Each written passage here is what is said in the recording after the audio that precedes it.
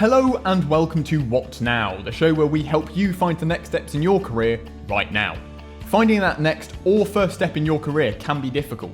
I sat down with Harry and Connor to talk about their experiences taking the non-university route into their careers. Here's how we got on. Connor, how you started and how you got to where you are today?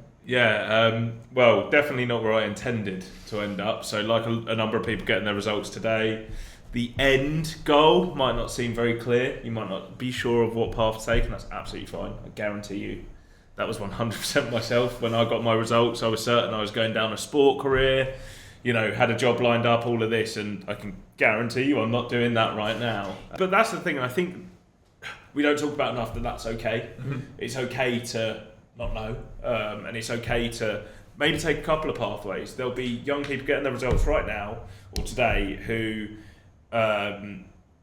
it's okay to go and try a couple of different things. It's okay to go and say, right, I'm going to go and spend 4 years doing this, and then I'm going to go here, and then I'm going to go there, and I'm going to do a bit of bouncing around. Yeah.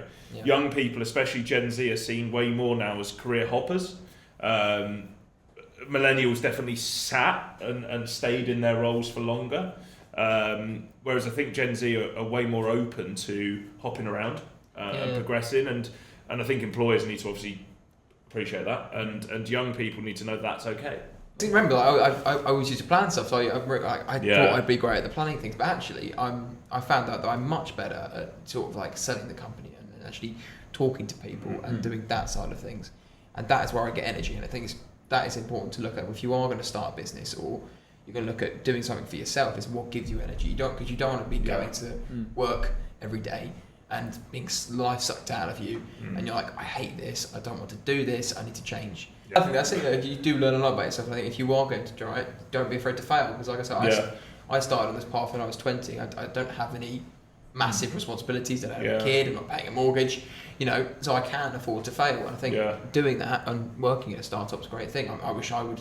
I'm thinking about maybe looking at bringing a co-founder on. Yeah. Because it's to the point now where I'm like, right, I can only do so much. I don't have so much time, I'm sure. I feel like I've got to a point in my role at the moment where I feel very comfortable, and that in itself makes me uncomfortable. Yeah, I know exactly what you mean. I feel like I'm becoming complacent and doing things because I know they have to be done, but I'm not necessarily questioning why or questioning what impact this is going to have when it gets laddered down to me. Because like we were talking about earlier, you can turn everything into a learning experience. And without being prepared to ask those questions and potentially push back on them and then failing, you're not learning. Yeah. So I feel like I have things maybe land across my desk and I go, you know what, I'm an apprentice, it's landed on my desk, I'm just going to do it. Whereas actually I should be, hold on, I'm an apprentice, I'm here to learn, I'm here to question, I'm here to progress. Yeah. So I feel like I'm probably getting a little bit complacent. Being the MD of a company, you'll know this as a founder, you become a slave to your, that's all you live and think about, and it's hard to remove that. But I think especially earlier in my career as well, like being too only on that and not trying new things, because that's sometimes how you find those pathways for the future, right? By doing more around work as well. The extracurricular, as you'd call it in school, we've quite spoken about with the RAF and everyone today, those wider life things they offer will often lead to people going, oh, I could do this, I'd actually like to do this full time, be it adventure training or whatever that might be. So I don't think I did that enough earlier in my career. I think I'm getting better at doing it now. But definitely regret not doing that more, because there was definitely times where I struggled, I think, in terms of being too in just the job. And that was all I thought about, and that was all that was in my head.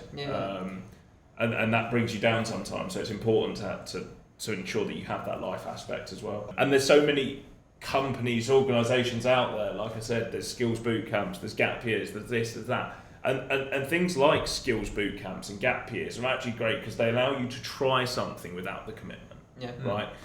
Whether it's Camp America for 6 weeks, whether it's a skills boot camp for 6 weeks, where it's like a structured training course, that allows you to dip your toe in the water a little bit and try something before that full commitment, because you might try an IT skills boot camp and go, whoa, not for me. Not what I thought. Coding is not for me. Can't be up on, sit my bum all day and do nothing. Yeah, and then you go, right, well that ticks off.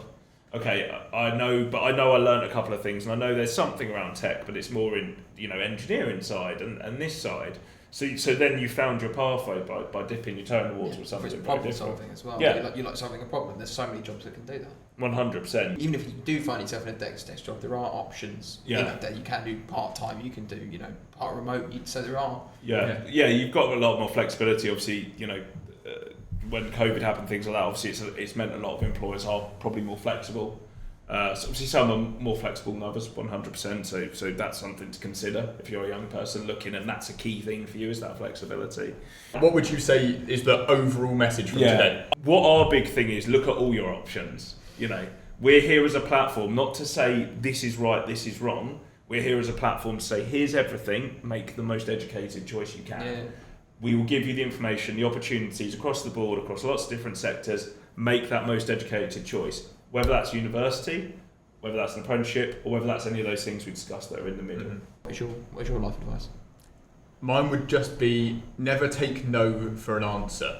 It would, yes, some people say no to something there, but that doesn't necessarily always mean no, you absolutely cannot do it. It might mean you can't do it this way, you try another way. Yeah. If you really believe in something and someone says no, there's another way to do it, and I would, definitely explore your options. If one door closes, another door opens. Exactly. Yeah, just because that employer said no to you doesn't mean you can't try something else.